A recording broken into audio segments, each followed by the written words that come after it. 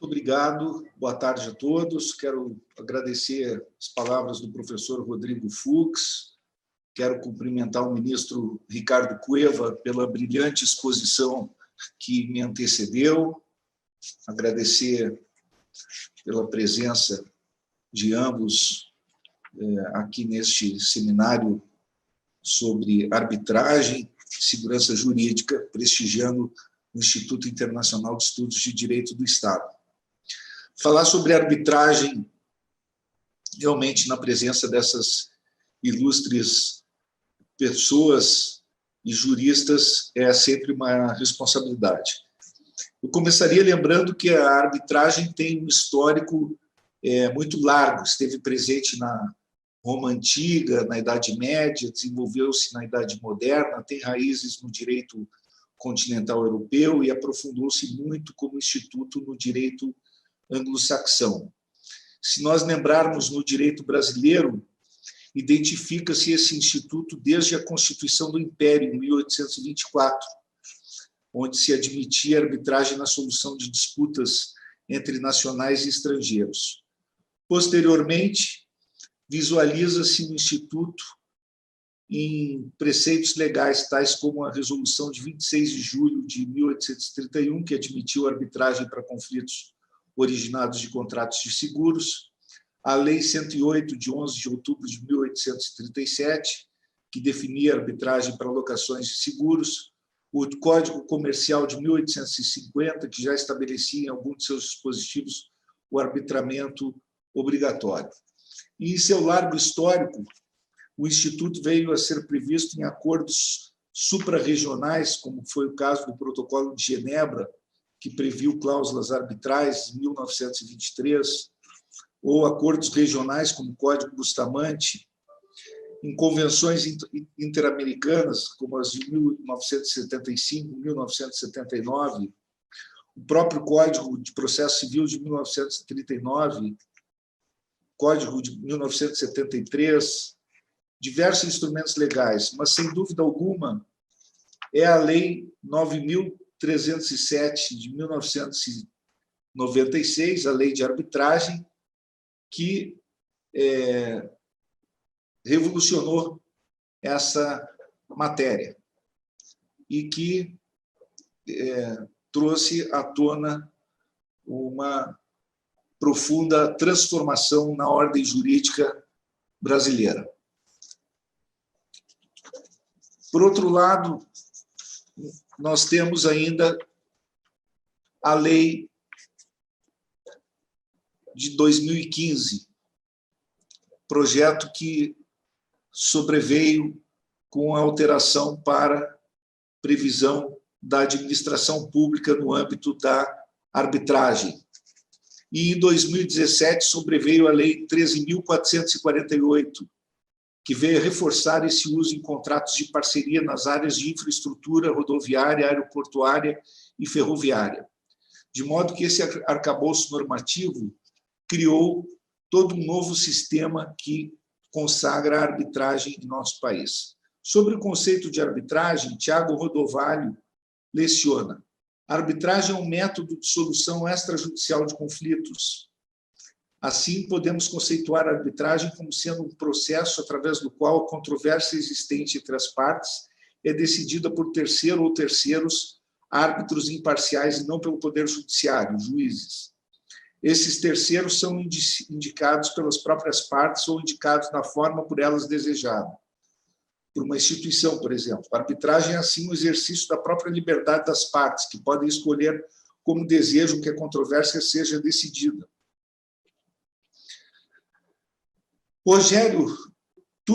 José Rogério Tucci, professor da USP, salienta que a arbitragem consiste numa técnica de heterocomposição de controvérsias mediante a intervenção de um ou mais árbitros, escolhidos pelas partes, a partir de uma convenção de natureza privada.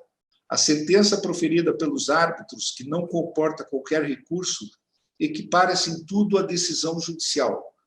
A teor do disposto no artigo 1º da Lei 9.307 de 96, o objeto da arbitragem recai sobre direitos patrimoniais disponíveis, de titularidade de pessoas capazes de contratar.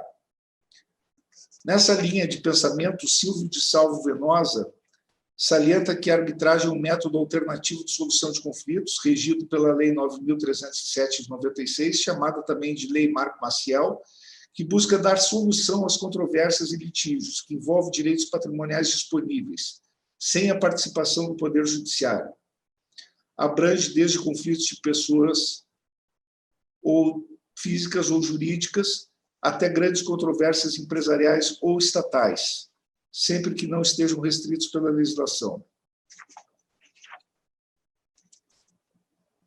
Nesse sentido, é bom lembrar um trabalho do Rodrigo Pereira Costa Saraiva, na direção de que o marco histórico da arbitragem do Brasil foi, sem sombra de dúvida, a Lei 9.307, de 1996, porque tal norma estabelece, sem sombra de dúvida, os pontos importantes do Instituto da Arbitragem, regulamentou essa ferramenta, esclareceu quem pode ser árbitro, estabeleceu que a arbitragem pode ser decidida por equidade ou pelo direito, como uma opção das partes. Mas antes de 96 já se decidiam conflitos entre as partes que assim optavam por arbitragem, principalmente arbitragens internacionais. Ou seja, a arbitragem como método extrajudicial de resolução de conflitos já tem mais de um século que é usada no Brasil. E nunca é demasiado lembrar que a arbitragem só pode ser usada se o direito for disponível. E aqui eu relembro uma lição de Eduardo Talamini, no sentido de diferenciar a disponibilidade do direito material da disponibilidade da pretensão de deduzir o direito em juízo. E ele faz essa distinção de forma bastante sutil. Eventualmente, o direito pode ser disponível, como acontece hoje com a Lei de Improbidade Administrativa ou a Lei Anticorrupção Empresarial, em que o direito, os tipos infracionais, trazem direito disponível, que pode ser objeto de acordo, por exemplo, no âmbito de um acordo de leniência, no âmbito de um acordo envolvendo transações em matéria de improbidade administrativa. No entanto, esse tipo de pretensão não é passível de ser objeto de arbitragem, porque a pretensão não pode ser submetida ao árbitro, tem que ser deduzida em juízo. Então, há uma diferença do direito ser disponível, do ponto de vista do direito material, mas a pretensão não ser disponível, a pretensão em juízo não ser disponível. O artigo 337 do novo CPC elenca as matérias que devem ser objeto de preliminar na contestação. Do seu inciso 10º consta o seguinte: convenção de arbitragem. E assim como ocorria no Código de Processo Civil de 1973, não pode o juiz ex officio arguir a existência de convenção de arbitragem, haja vista a vedação expressa constante do parágrafo 5º do artigo 337. Pretendo, pois, nesta breve exposição, expor alguns novos paradigmas da arbitragem no Brasil, alguns paradigmas importantes da arbitragem no Brasil. E, dentre esses paradigmas, nós devemos arrolar os princípios reitores da arbitragem. O primeiro deles, e talvez um dos mais importantes, é o princípio da autonomia da vontade. Esse princípio da autonomia da vontade, segundo Julio de Moranguer ensinava, denomina-se princípio da autonomia da vontade como sendo a medida na qual o direito positivo reconhece aos indivíduos a possibilidade de praticar certos atos jurídicos, produzindo seus efeitos. E conforme o grau de democracia exercitado, esse poder dos indivíduos sofre maiores ou menores restrições. A liberdade contratual é que permite a criação de contratos típicos ou atípicos, não especificamente regulamentados pelo direito vigente. A autonomia privada, já dizia Menezes Cordeiro, é um pilar do processo civilizatório, pilar de desenvolvimento das nações civilizadas. Permite uma criação normativa entre as partes. Importa, portanto, na possibilidade para que as partes contratantes derroguem normas supletivas ou dispositivas e deem um conteúdo próprio e autônomo ao instrumento lavrado.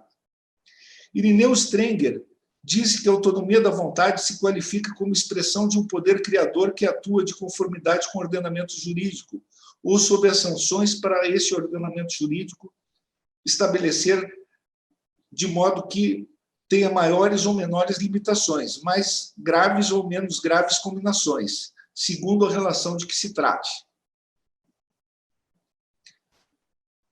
No Instituto da Arbitragem, é fundamental perceber que o objeto de regulamentação de matéria de vários tratados internacionais haverá de ser moldado pela autonomia da vontade, porque essa é a força motriz fundamental que impulsiona a própria arbitragem. A vontade é a raiz do que se pode chamar do direito arbitral. A vontade é o que é capaz de produzir a própria lei da arbitragem. A autonomia da vontade é o que produz a lei da arbitragem. Isso fica muito mais claro no âmbito do comércio internacional, onde a arbitragem já existia muito antes da lei de 1996, obviamente, mas onde já vicejava no Brasil com pujança. Cabe exclusivamente às partes, com força na autonomia da vontade, no âmbito do comércio internacional e da arbitragem internacional, proceder à escolha do direito aplicável ao mérito do litígio, no âmbito da arbitragem comercial internacional. Obviamente que também compete ao árbitro fazer essa escolha, mas com primazia na autonomia da vontade, compete primordialmente às partes proceder a essa escolha. A autonomia da vontade permite às partes essa escolha privativa. Direito internacional privado aqui desempenha um papel fundamental. A expressão da vontade das partes relativamente à escolha do direito a ser aplicável quanto à substância da arbitragem comercial internacional pode ser, inclusive, tácita ou expressa. E aqui a doutrina costuma trabalhar uma série de indicativos quanto à sinalização do chamado escolha tácita. Conforme sustenta João Nuno Queiroz Ribeiro de Barros, a sua dissertação sobre a escolha do direito aplicável ao mérito do litígio na arbitragem comercial internacional, de fato, há uma curiosidade sobre em que medida determinada decisão arbitral poderá ou não basear-se, inclusive, na equidade, ao invés de recorrer por decisão das partes ou dos árbitros ao direito constituído objeto de uma determinada seleção explícita pelas partes. Esse é um problema importante. Obviamente que normas de cogência absoluta, normas tidas como imperativas, não podem ser afastadas. O direito objeto da escolha, portanto, deve expressar a autonomia privada das partes, de que nos falava Menezes Cordeiro, e que tem pujança no cenário do direito internacional privado e do direito internacional comercial. Aqui, esse direito internacional pode projetar uma escolha pelo direito internacional stricto sensu ou pelo direito nacional, por parte dos atores envolvidos nessa seleção, no âmbito da arbitragem, do ponto de vista substancial. Podemos dizer, tendo por base o Estatuto do Tribunal Internacional de Justiça, inclusive, que algumas das fontes que são procuradas para referência normativa são as chamadas fontes públicas internacionais em matéria de arbitragem. Quais são essas fontes públicas internacionais em matéria de arbitragem? São as convenções internacionais, os princípios gerais de direito, os usos e costumes comerciais internacionais e a jurisprudência arbitral internacional. Essas são fontes públicas internacionais. Podem servir de parâmetros normativos para a escolha do sistema normativo aplicável pelas partes para a solução da questão do ponto de vista da arbitragem.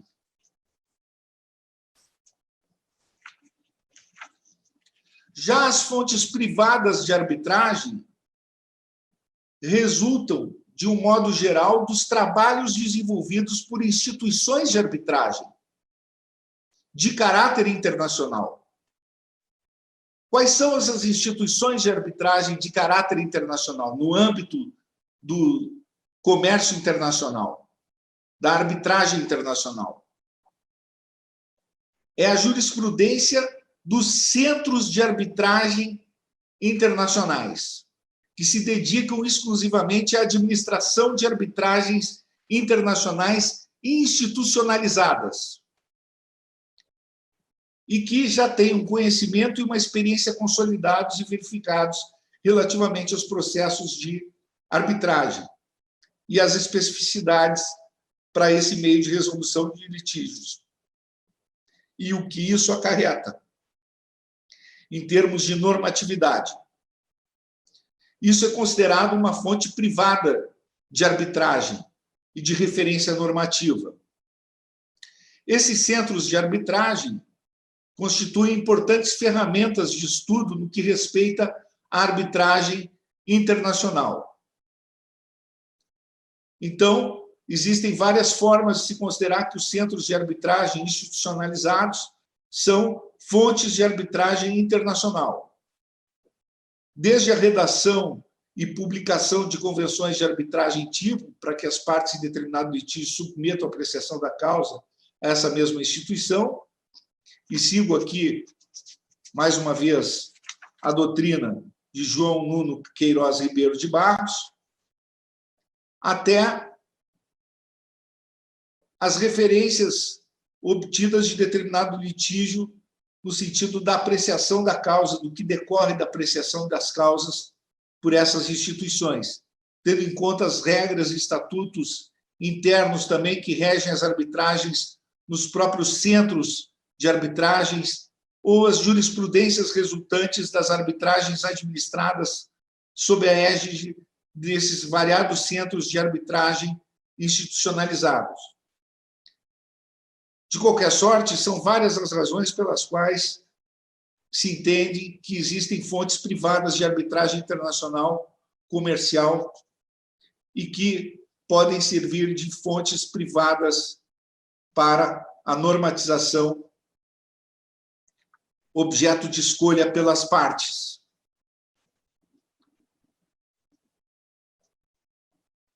Como centros de referência internacionais, são referenciados o ICC, LCIA, a Corte de Arbitragem de Madrid, entre tantos outros. O princípio da autonomia privada das partes, portanto, exige deferência pelo judiciário ao que estabelecem as partes no que tange a escolha do direito aplicável para a substância da arbitragem e também para a forma da arbitragem. O segundo princípio importante diz respeito ao princípio da boa-fé objetiva. O princípio da boa-fé objetiva decorre dos princípios relativos ao comércio internacional, elaborados no âmbito também internacional, como no âmbito interno, do direito interno, para as arbitragens domésticas. Mas no âmbito internacional, com maior força, pelos princípios chamados e referenciados pelo UNIDROIT, que estruturaram esse Instituto da Boa-Fé Objetiva, que é muito bem trabalhado pelo jurista Menezes Cordeiro, e que prevalece a boa-fé objetiva do início ao fim do processo arbitral. Quanto ao princípio da boa-fé objetiva em âmbito processual, como em âmbito material, tem essas duas vertentes, ele está esculpido também no novo Código de Processo Civil brasileiro, como também no Código Civil. Mas não há a menor dúvida de que o árbitro e as partes deverão observá-lo no seu cotidiano. Um exemplo muito interessante sobre a sua aplicação no processo judicial pode ser encontrado na doutrina, quando destaca aquela hipótese em que o juiz indeferiu a produção de uma determinada prova pelo demandante ao argumento de que aquilo se pretendia provar com a referida prova já se encontrava devidamente provado nos autos, graças a um determinado documento. Porém, ao sentenciar, o juiz julga o pedido improcedente ao fundamento de que o já mencionado fato não estava provado. Essa conduta contraditória é vedada pelo princípio da boa-fé objetiva, porque significaria um claro exemplo de venire contra factum próprio. João Nuno Queiroz Ribeiro de Barros assinala que os princípios inscritos no UNIDROIT visam, de todo modo, estabelecer um conjunto de regras aplicáveis a contratos internacionais em várias matérias, como são as questões relativas à sua interpretação, validade ou, inclusive, à sua negociação, baseando largamente seus princípios naquele que, sem surpresa, se afigura como de elevada importância no âmbito contratual, qual seja o princípio da boa-fé. E esse princípio da boa-fé é um princípio que deriva, portanto, do contexto internacional das boas práticas comerciais. São padrões de conduta que vedam a surpresa e se associam à segurança jurídica. Quando não estejam em causa comportamentos abusivos ou até desleais levados a cabo pelas partes num contrato internacional, como seriam o desrespeito pelos princípios da boa-fé ou da lealdade contratual, os princípios UNIDROIT assumem-se como tendo um conteúdo que, por convenção das partes, pode ser afastado. Porém, o princípio da boa-fé, ainda assim, assume o significado de cogência, podendo e devendo ser aplicado diretamente pelo árbitro. Nesse sentido, a boa-fé objetiva assume um tom imperativo para além da escolha das próprias partes, como ocorre, aliás, no direito nacional. De tal sorte que a boa-fé objetiva, para alguns doutrinadores, caracteriza, inclusive, o intervencionismo estatal no âmbito do direito obrigacional nos contratos. A boa-fé objetiva, processual e material, também, de algum modo, é um princípio mais dirigido aos árbitros do que propriamente, ao contrário da autonomia privada, objeto de escolha pelas partes. Não cabe às partes escolher direcionamento das suas condutas ou pautar as suas condutas pela boa-fé objetiva, processual ou material, mas sim um imperativo lógico e inarredável das boas práticas comerciais em âmbito internacional e do devido processo legal em âmbito do direito interno. E assim passamos ao terceiro princípio, que é o contraditório processual e o devido processo legal. O contraditório processual e o devido processo legal são princípios também imperativos que orientam a arbitragem. O princípio do contraditório é aquele pelo qual as partes têm direito de serem ouvidas e apresentar suas razões antes que o juiz decida o pleito. É um princípio que orienta o árbitro, que vincula o árbitro dentro da sua atividade. De algum modo, é um princípio irrenunciável na atividade arbitral. Podemos dizer que é uma manifestação do princípio do Estado de Direito. Toda atividade arbitral ela é desenvolvida sob a égide do Estado de Direito, dentro de um processo civilizado. Por contraditório, diz Nelson Nery Júnior, deve entender-se, de um lado, a necessidade de dar-se conhecimento da existência da ação e de todos os atos do processo às partes, e, de outro, a possibilidade das partes reagirem aos atos que lhes sejam desfavoráveis.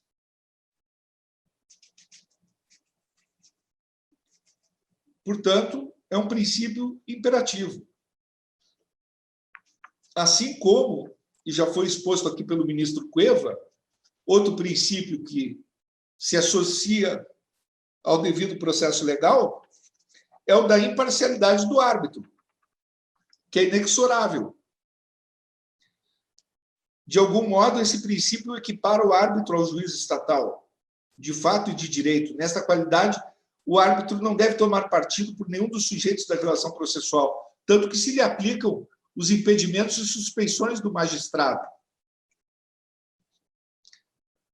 Ele deve emitir o seu parecer consubstanciado na isonomia. O árbitro tem restrições. Como julgadores que são, árbitros e juízes togados não podem sofrer influência de quem quer que seja para dirigir o procedimento e proferir as decisões.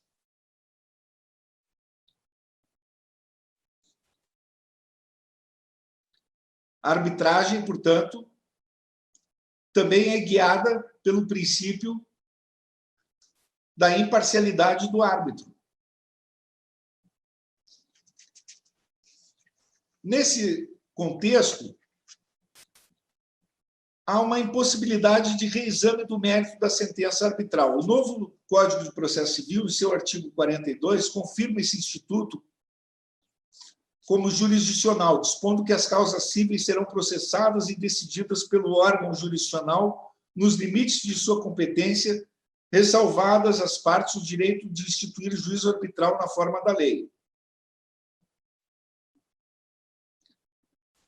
Nessa linha de pensamento, Aureliano Albuquerque Amorim aduz: dentro do sistema arbitral, a regra é da inexistência de recursos, partindo do pressuposto de que as partes escolhem o árbitro de sua confiança, e por isso não lhes é possível questionar posteriormente o seu desiderato. Assim, a sentença arbitral já nasce transitada em julgado, com a pequena possibilidade de esclarecimento nos termos do artigo 30 da Lei de Arbitragem. Se dentro do procedimento arbitral não existe recurso, somente com a ação de nulidade da sentença arbitral, prevista no artigo 33 da Lei de Arbitragem, e dentro das hipóteses do artigo 32 da mesma lei, se pode questionar alguma coisa perante o Poder Judiciário. Ao analisar o artigo 32 da Lei de Arbitragem, verificamos que nenhum de seus 8 incisos permite que se discuta o mérito da sentença arbitral.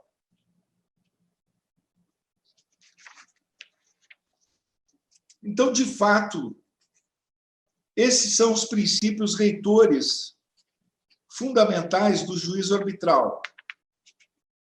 E a impossibilidade de rediscutir o mérito da sentença arbitral é que remete ao princípio da segurança jurídica como forma de prestigiar a livre autonomia da vontade das partes.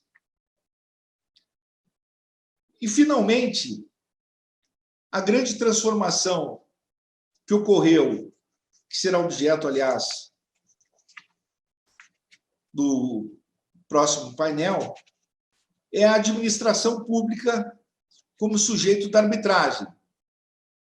Como disse Selma Lemes, foi com a reforma operada na Lei de Arbitragem em 2015, efetivamente pela Lei 13.129, que se impactou o ordenamento jurídico brasileiro com a presença da administração pública direta e indireta na arbitragem, suprindo incertezas anteriores a respeito dessa matéria.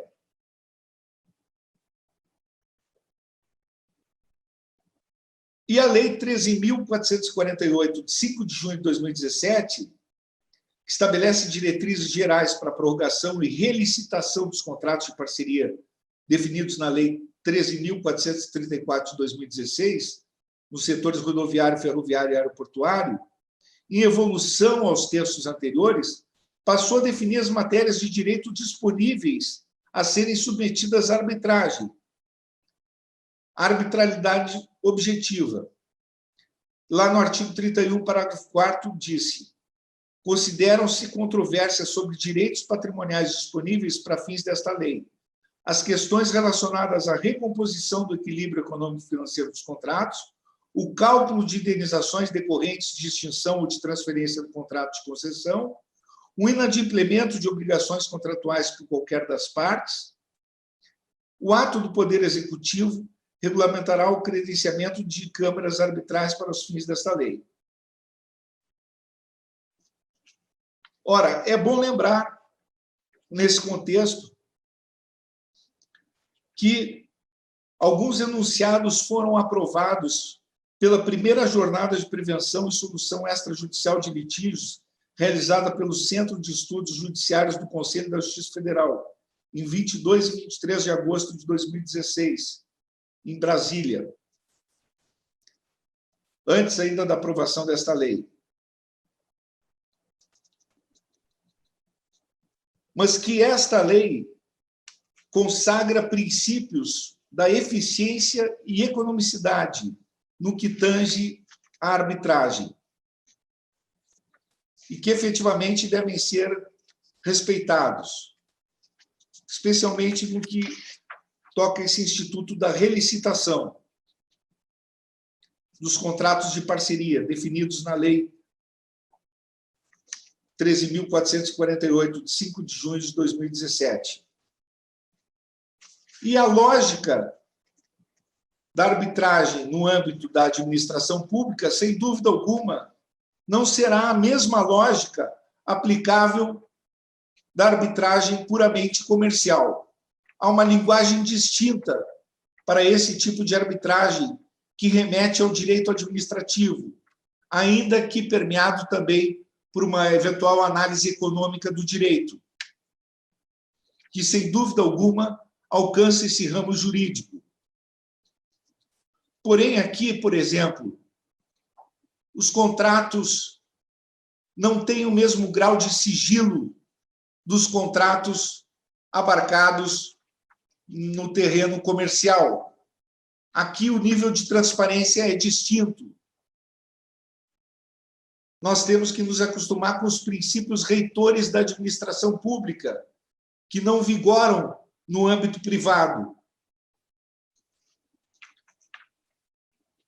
E as arbitragens, portanto, terão uma nova lógica, distinta das arbitragens puras do setor privado. A administração pública, sem dúvida alguma, caminhará para arbitragens também no âmbito tributário, que já acontece em Portugal.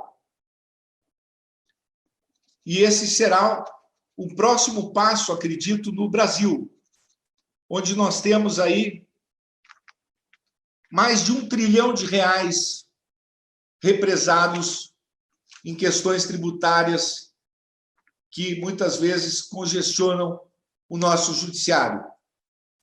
E esse parece ser um desafio importante para o campo da arbitragem. A arbitragem no direito tributário, que ainda carece de um tratamento normativo no Brasil. Portanto, examinando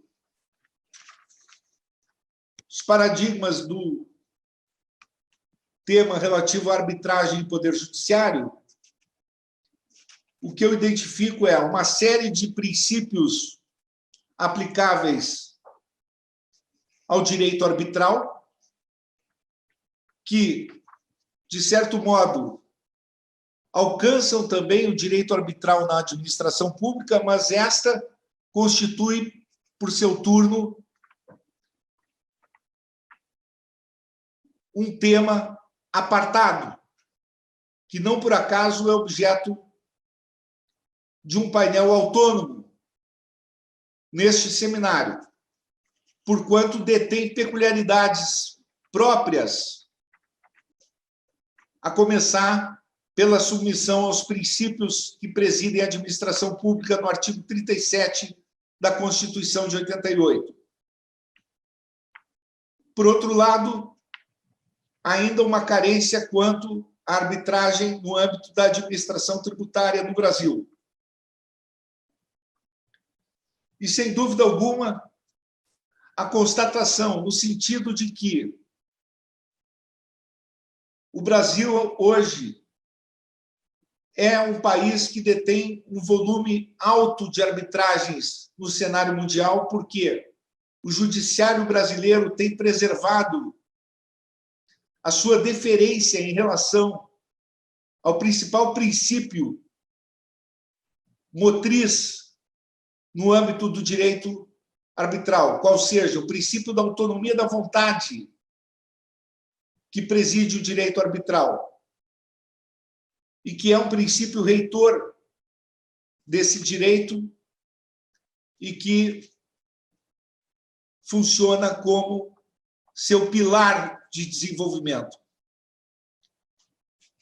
E, sem dúvida alguma, a arbitragem constitui, conquanto ainda um volume, se nós olharmos o cenário de milhões de processos que atormentam o judiciário, a arbitragem é um volume pequeno, no entanto, é expressivo em números no patamar econômico que alcança de resolução de litígios. Nesse passo, a arbitragem produz uma segurança jurídica importante para o desenvolvimento econômico de um país. E como vem produzindo sensivelmente transformações estruturais no Brasil para o seu desenvolvimento econômico. A arbitragem privada e agora, mais recentemente, a arbitragem pública produzirá esse mesmo efeito. Seriam essas as minhas reflexões e agradeço novamente pela presidência dos trabalhos ao professor Rodrigo Fux e cumprimento pela brilhante exposição o ministro Ricardo Cueva. Muito obrigado.